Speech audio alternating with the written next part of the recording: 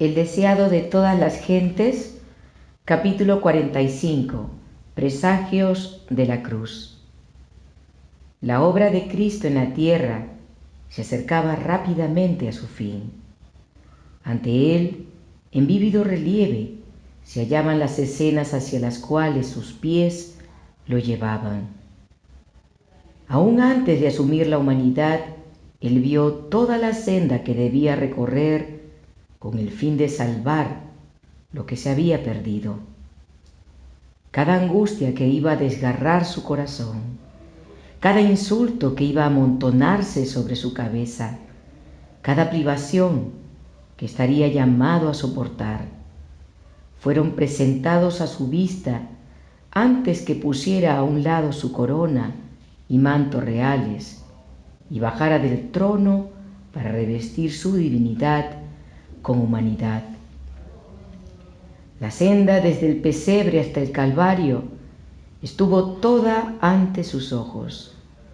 Conoció la angustia que le sobrevendría. Lo sabía todo. Y sin embargo dijo: He aquí, yo vengo, en el rollo del libro está escrito de mí. Me complazco en hacer tu voluntad, oh Dios mío, y tu ley está en medio de mi corazón. Siempre vio delante de sí el resultado de su misión. Su vida terrenal, tan llena de trabajo y abnegación, fue alegrada por la perspectiva de que no soportaría todas esas penurias en vano. Al dar su vida por la vida de los hombres, recobraría para el mundo su lealtad a Dios.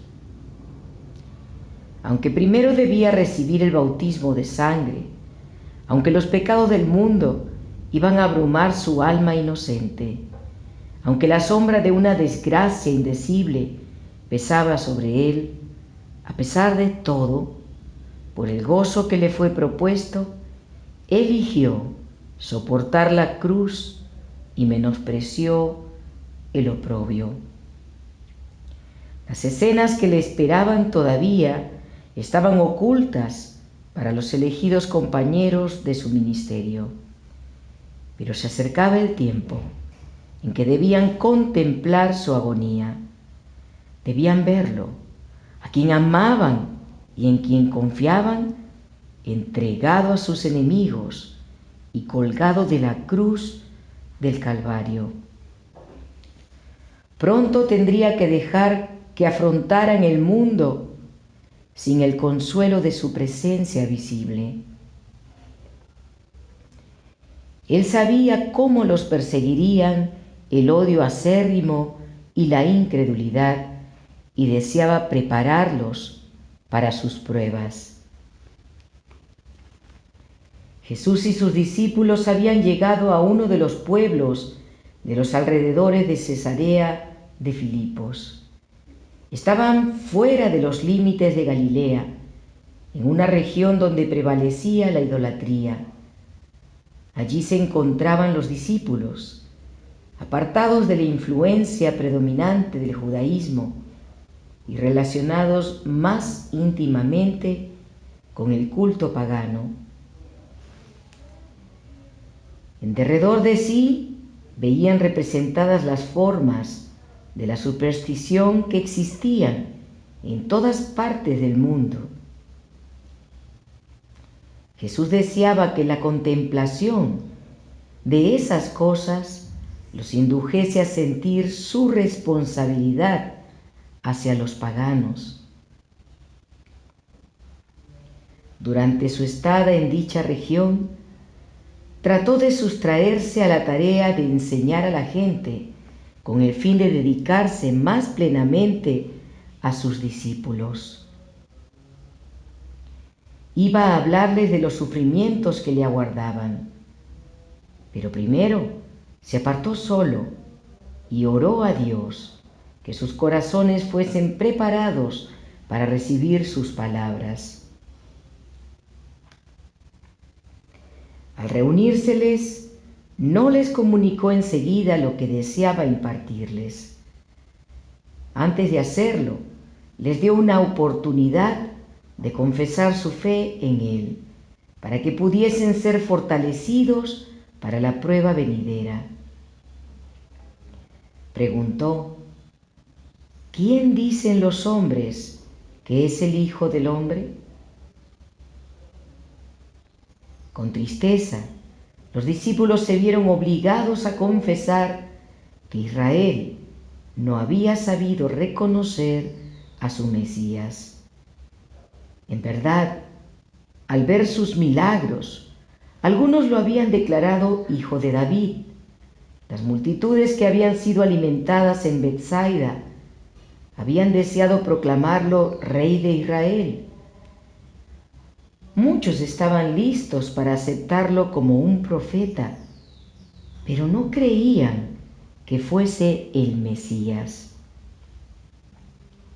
Jesús hizo entonces una segunda pregunta relacionada con los discípulos mismos.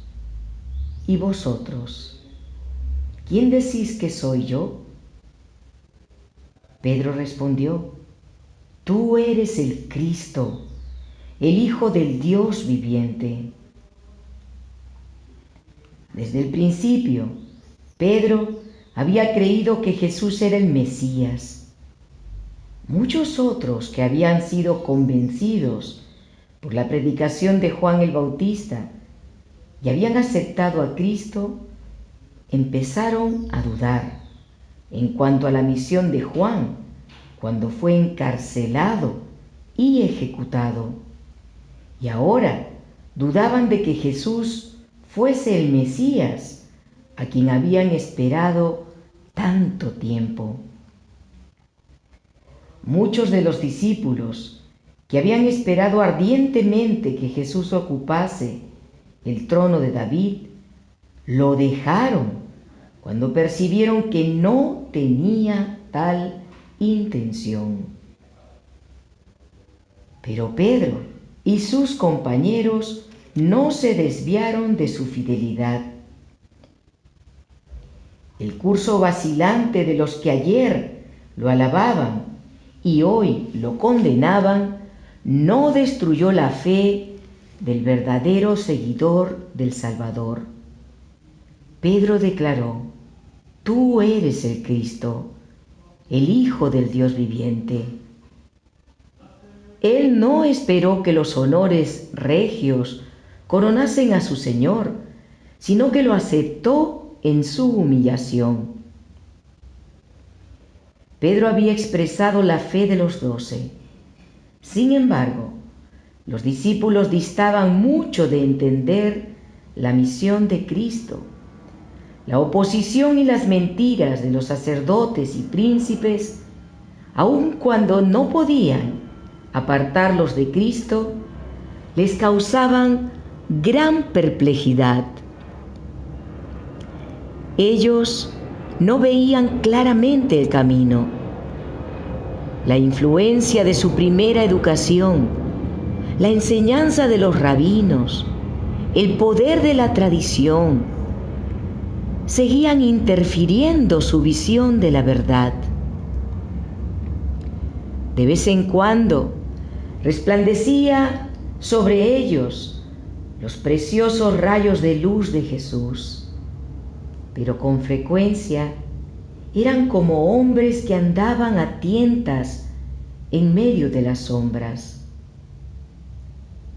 Pero en ese día, antes que fuesen confrontados con la gran prueba de su fe, el Espíritu Santo descansó sobre ellos con poder.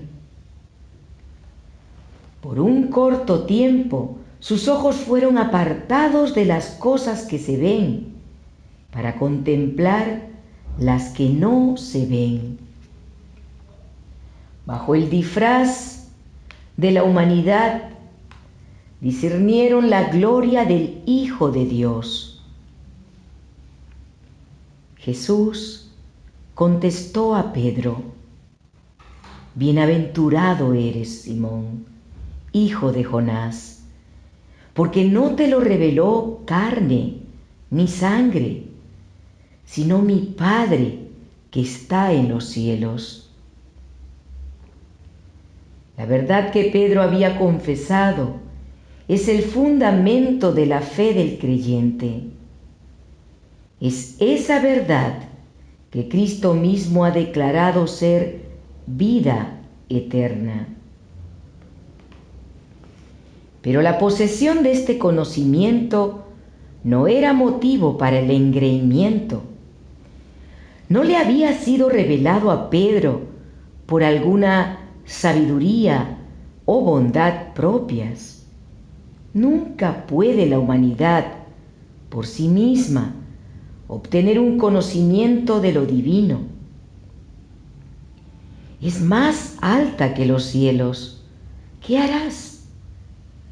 Es más profunda que el Seol. ¿Cómo la conocerás? Únicamente el espíritu de adopción puede revelarnos las cosas profundas de Dios, las que ojo no vio ni oído oyó, y que jamás entraron en pensamiento humano. Pero a nosotros nos las ha revelado Dios por medio de su Espíritu, porque el Espíritu escudriña todas las cosas, y aún las cosas profundas de Dios. El secreto de Jehová es para los que le temen. Y que Pedro discerniera la gloria de Dios era evidencia de que se contaba entre los que habían sido enseñados por Dios. Ah, en verdad, bienaventurado eres, Simón, hijo de Jonás, porque no te lo reveló carne ni sangre.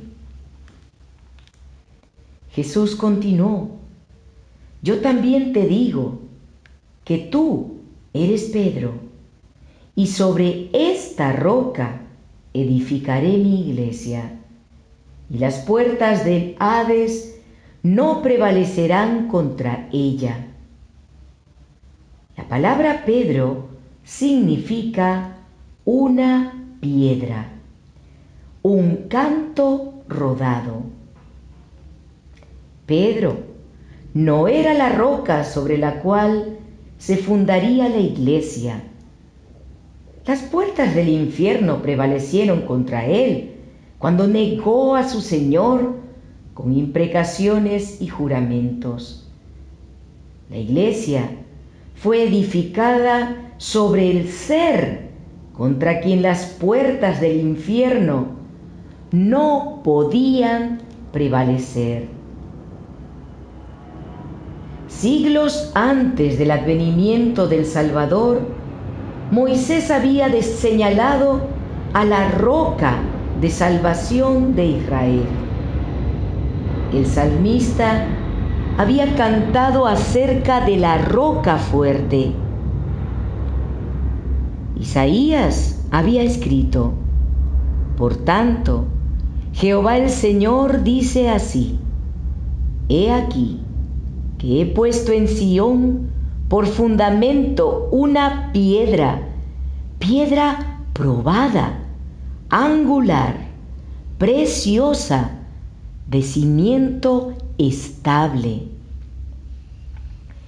Pedro mismo, escribiendo por inspiración, aplica esta profecía a Jesús. Dice: si habéis gustado y probado que es bueno el Señor, allegándoos a Él como a piedra viva, rechazada en verdad de los hombres, mas para con Dios escogida y preciosa, vosotros también, como piedras vivas, sois edificados en un templo espiritual. Nadie puede poner otro fundamento que el que está puesto, el cual es Jesucristo. Y Jesús dijo: sobre esta roca edificaré mi iglesia. En la presencia de Dios y de todos los seres celestiales, en la presencia del invisible ejército del infierno, Cristo fundó su iglesia sobre la roca viva. Esa roca es Él mismo, su propio cuerpo quebrantado y herido por nosotros. Las puertas del infierno no prevalecerán contra la iglesia edificada sobre este fundamento. Cuán débil parecía la iglesia cuando Cristo pronunció estas palabras. Se componía apenas de un puñado de creyentes, contra quienes se dirigía todo el poder de los demonios y de los hombres malos. Sin embargo, los discípulos de Cristo no debían temer. Edificados sobre la roca de su fortaleza, no podían ser derribados. Durante 6.000 años, la fe ha edificado sobre Cristo. Durante 6.000 años, los diluvios y las tempestades de la ira satánica han azotado la roca de nuestra salvación. Pero ella sigue inconmovible. Pedro había expresado la verdad que es el fundamento de la fe de la iglesia, y Jesús lo honró como representante de todo el cuerpo de creyentes. Dijo: a ti te daré las llaves del reino de los cielos, y todo lo que atares en la tierra será atado en los cielos, y todo lo que desatares en la tierra será desatado en los cielos. Las llaves del reino de los cielos son las palabras de Cristo.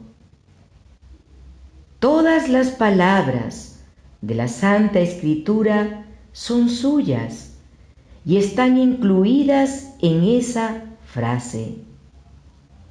Esas palabras tienen poder para abrir y cerrar el cielo. Declaran las condiciones bajo las cuales los hombres son recibidos o rechazados. Así, la obra de quienes predican la palabra de Dios tiene sabor de vida para vida o de muerte para muerte. La suya es una misión cargada de resultados eternos. El Salvador no confió la obra del Evangelio a Pedro individualmente.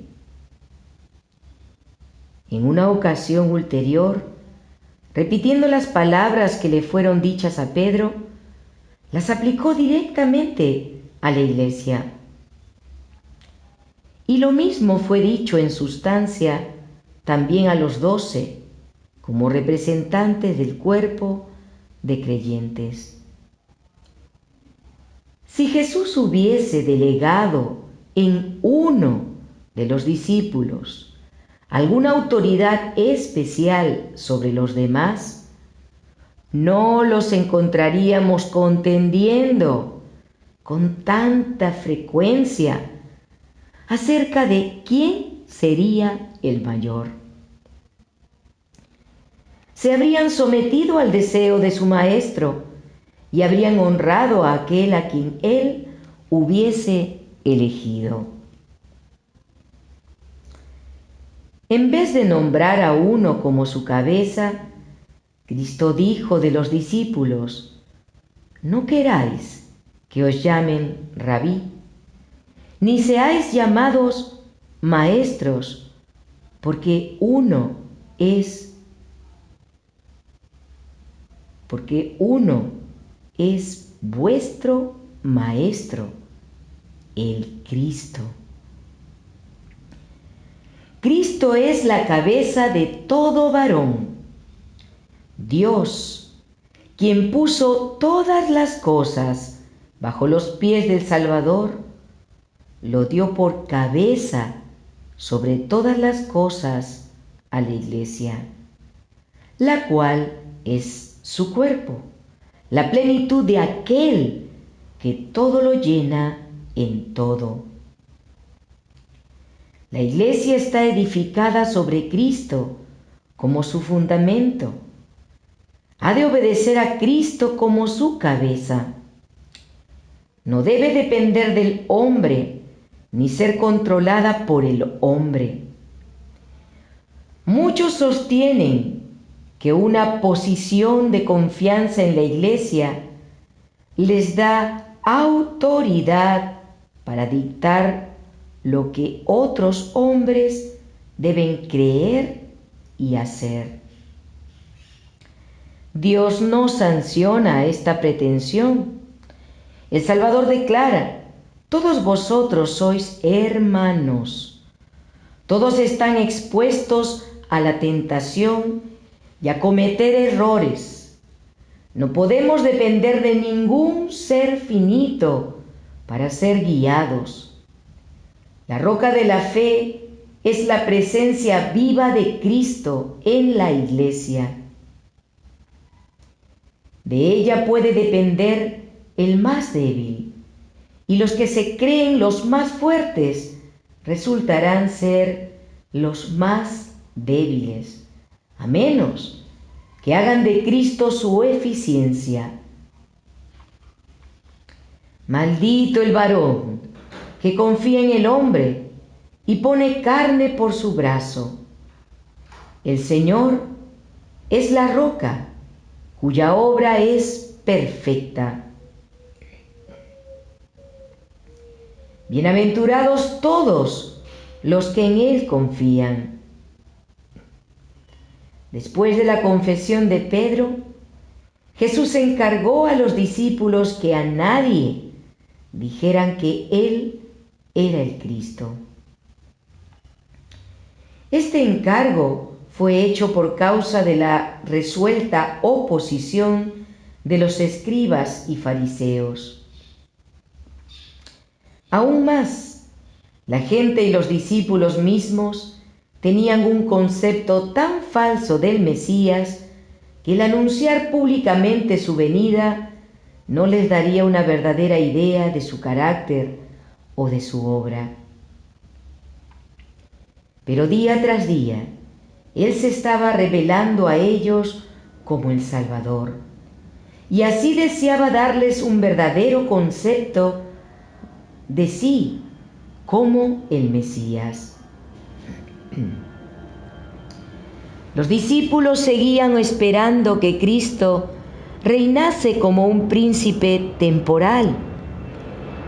Creían que, si bien les había ocultado durante tanto tiempo su designio, no permanecería siempre en la pobreza y oscuridad. Debía estar cerca el tiempo para establecer su reino. Los discípulos nunca se detuvieron a pensar que los sacerdotes y rabinos no iban a cejar en su odio, que Cristo sería rechazado por su propia nación, condenado como impostor y crucificado como malhechor. Pero la hora del poder de las tinieblas se acercaba y Jesús debía exponer ante sus discípulos el conflicto que les esperaba. Él se entristecía al anticipar la prueba.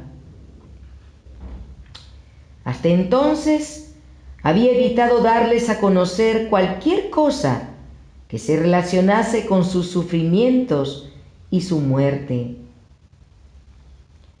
En su conversación con Nicodemo había dicho: como Moisés levantó la serpiente en el desierto, Así es necesario que el Hijo del Hombre sea levantado, para que todo aquel que en Él cree no se pierda, mas tenga vida eterna.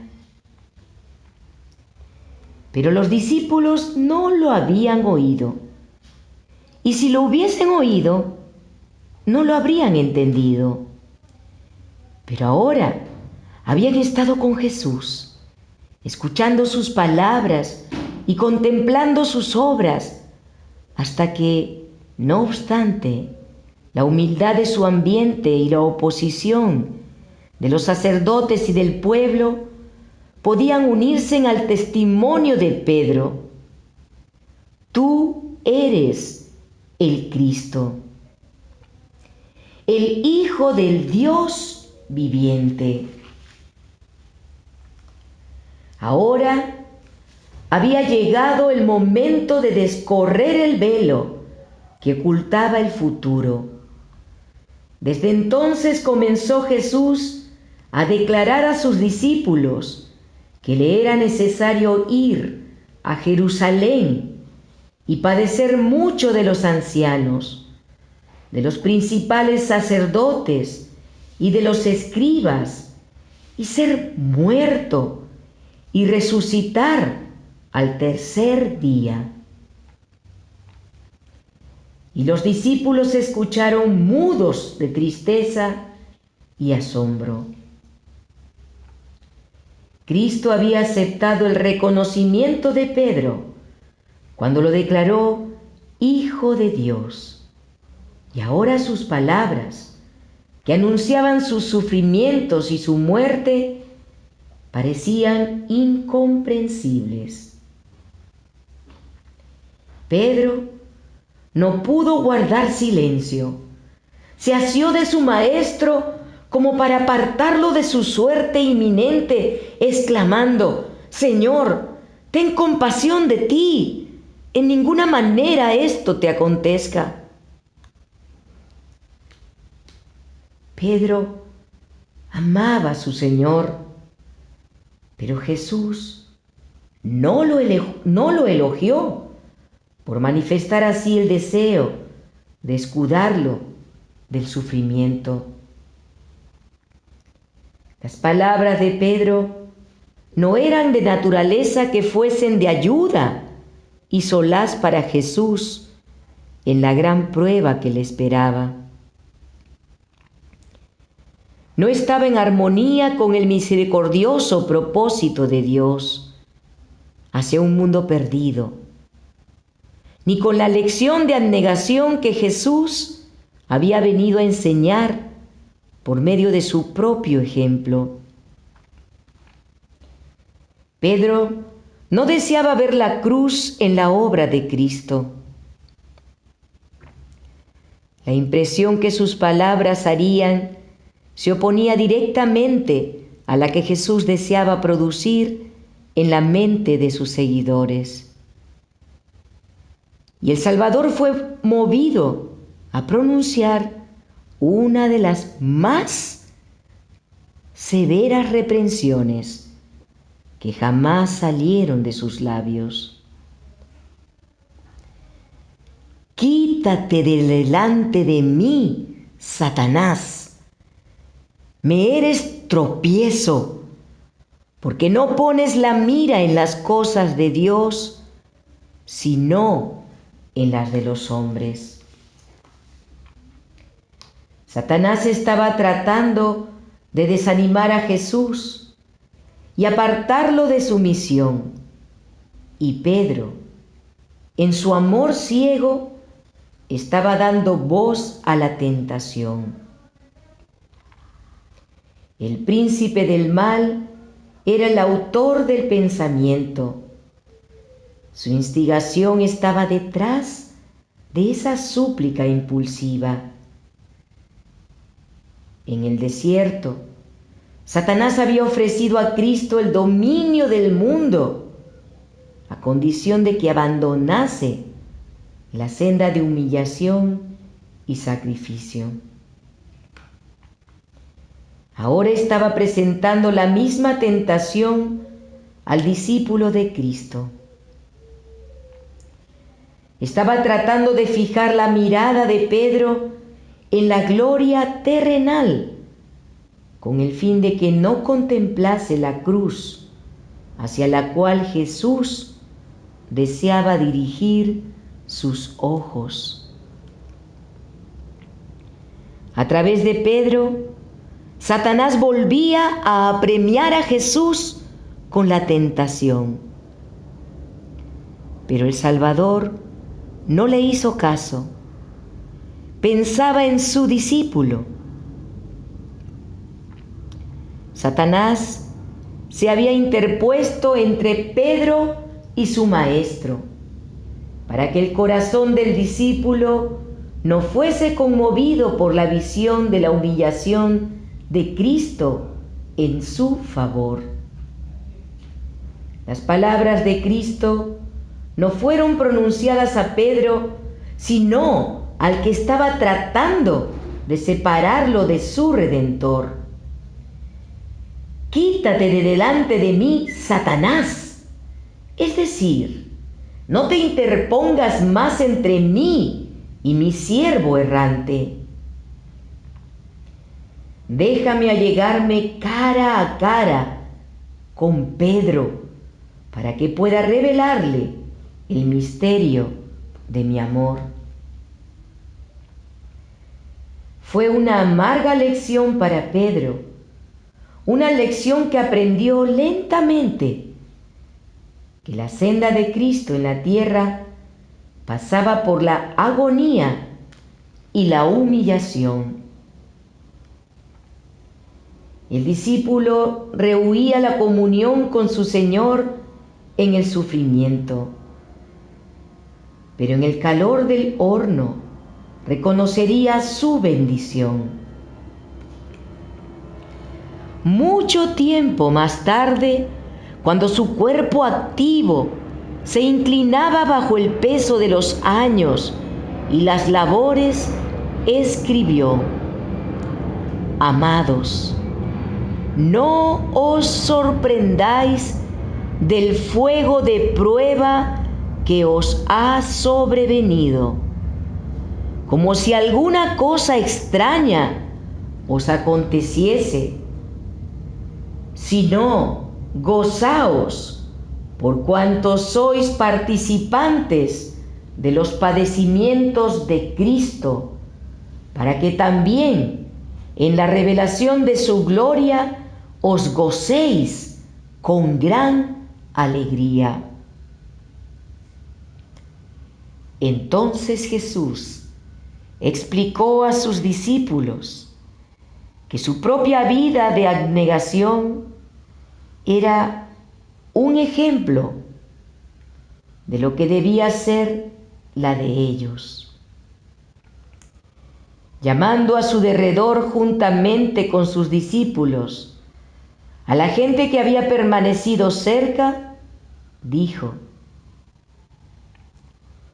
Si alguno quiere venir en pos de mí, niéguese a sí mismo, tome su cruz cada día y sígame. La cruz estaba asociada con el poder de Roma. Era el instrumento de la forma de muerte más cruel y humillante.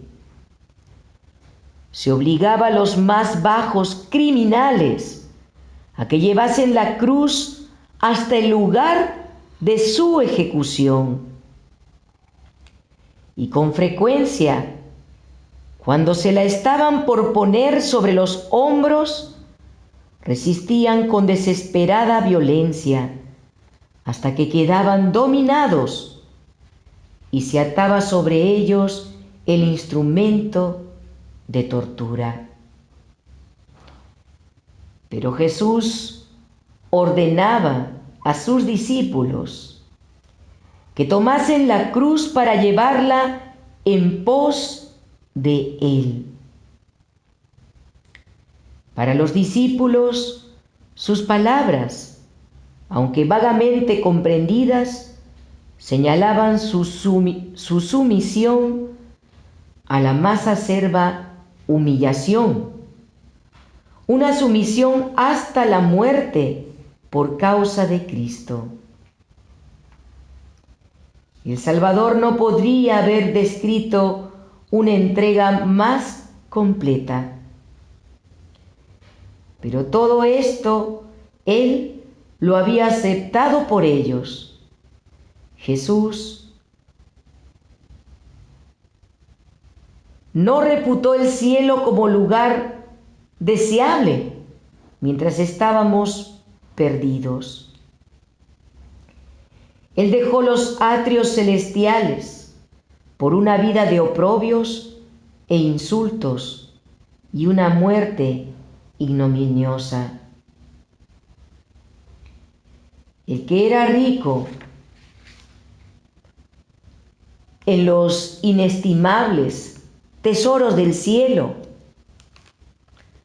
se hizo pobre, con el fin de que por su pobreza fuésemos enriquecidos.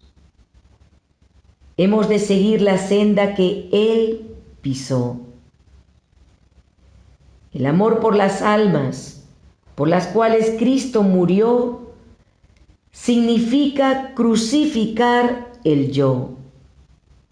Quien es hijo de Dios debe, desde entonces, considerarse como un eslabón de la cadena arrojada para salvar al mundo.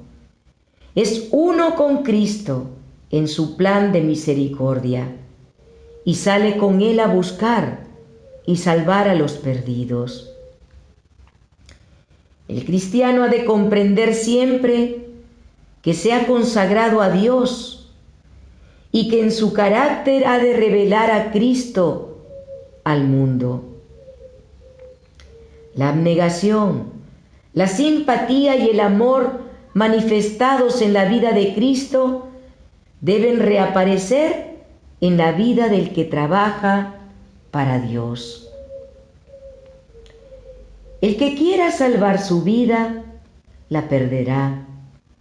Y todo el que pierda su vida por causa de mí y del Evangelio, la salvará.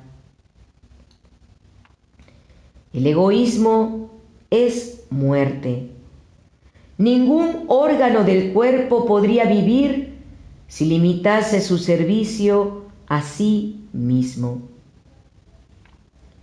Si el corazón dejase de enviar su sangre vital a la mano y la cabeza, no tardaría en perder su fuerza. Así como nuestra sangre vital, así el amor de Cristo se difunde por todas las partes de su cuerpo místico. Somos miembros unos de otros, y el alma que se niega a impartir perecerá.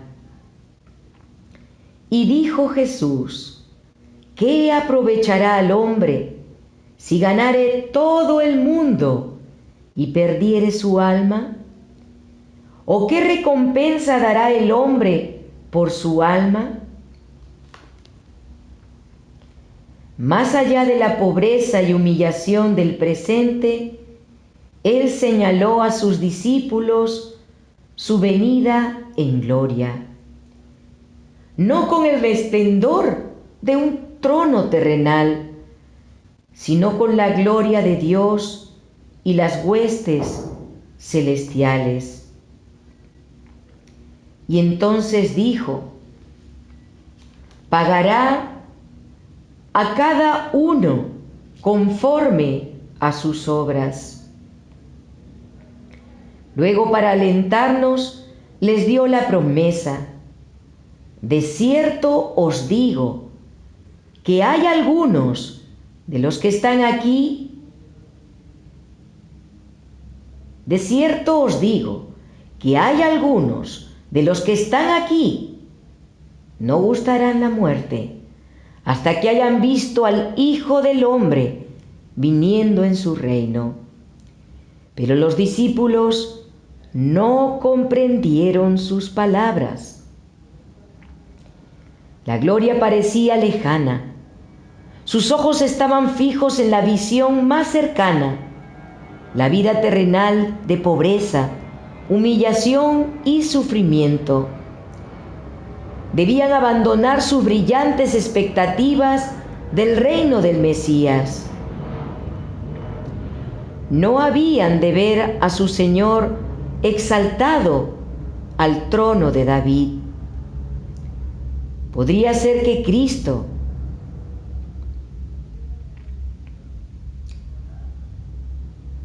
La gloria parecía lejana. Sus ojos estaban fijos en la visión más cercana, la vida terrenal de pobreza, humillación y sufrimiento. Debían abandonar sus brillantes expectativas del reino del Mesías. No habían de ver a su Señor exaltado al trono de David. ¿Podría ser que Cristo viviese como humilde vagabundo, sin hogar, y fuera despreciado, rechazado y ejecutado? La tristeza oprimía su corazón, por cuanto amaban a su Señor. La duda también acosaba sus mentes, porque les parecía incomprensible que el Hijo de Dios fuese sometido a tan cruel humillación. Se preguntaban por qué habría de ir voluntariamente a Jerusalén para recibir el trato que les había dicho que iba a recibir. ¿Cómo podía resignarse a una suerte tal y dejarlos en mayores tinieblas que aquellas en las cuales se debatían antes que se revelase a ellos? Los discípulos razonaban. En la región de Cesarea de Filipos, Cristo estaba fuera del alcance de Herodes y de Caifás. No tenía nada que temer del odio de los judíos, ni del poder de los romanos. ¿Por qué no trabajar allí, lejos de los fariseos?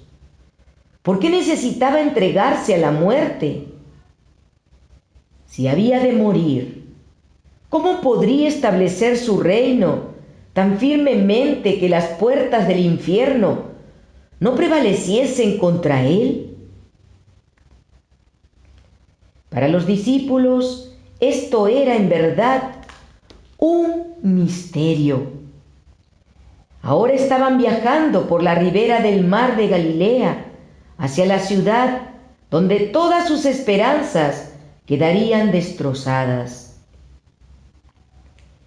No se atrevían a reprender a Cristo, pero conversaban entre sí en tono bajo y pesaroso acerca de lo que sería el futuro. Aún en medio de sus dudas, se aferraban al pensamiento de que alguna circunstancia imprevista podría impedir la suerte que parecía aguardar a su Señor. Así se entristecieron y dudaron, esperaron y temieron durante 6 largos y lóbregos días.